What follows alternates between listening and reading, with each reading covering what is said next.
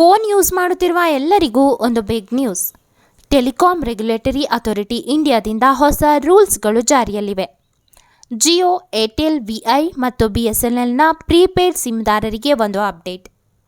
90 ದಿನಗಳವರೆಗೆ ರೀಚಾರ್ಜ್ ಇಲ್ಲದೆ Jio sim active ಆಗಿರುತ್ತದೆ. ಈ ಹಿಂದೆ ಇದು 35ರಿಂದ 40 ದಿನಗಳವರೆಗೆ ಇತ್ತು.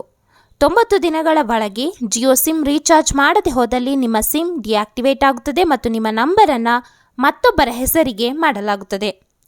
ಇನ್ನು ಏರ್ಟೆಲ್ ಕೂಡ 90 ದಿನಗಳವರೆಗೆ ಆಕ್ಟಿವ್ ಆಗಿರುತ್ತದೆ. ಹಾಗೆ 15 ದಿನಗಳ ಗ್ರೇಸ್ ಪೀರಿಯಡ್ ಕೂಡ ಇಲ್ಲಿ ಲಭ್ಯವಿದೆ. ವಿಐ ಸಿಮ್ ಕೂಡ 90 ದಿನಗಳವರೆಗೆ ಯಾವುದೇ ರೀಚಾರ್ಜ್ ಇಲ್ಲದೆ ಆಕ್ಟಿವ್ ಆಗಿರುತ್ತದೆ.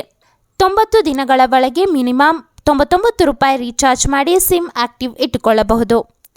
ಎಲ್ಲದಕ್ಕಿಂತ ಲಾಂಗೆಸ್ಟ್ ವ್ಯಾಲಿಡಿಟಿ ಇರುವುದು BSNLನಲ್ಲಿ. 180 ದಿನಗಳ ತನಕ ರೀಚಾರ್ಜ್ ಇಲ್ಲದೆ ಸಿಮ್ ಆಕ್ಟಿವ್ ಆಗಿರುತ್ತದೆ.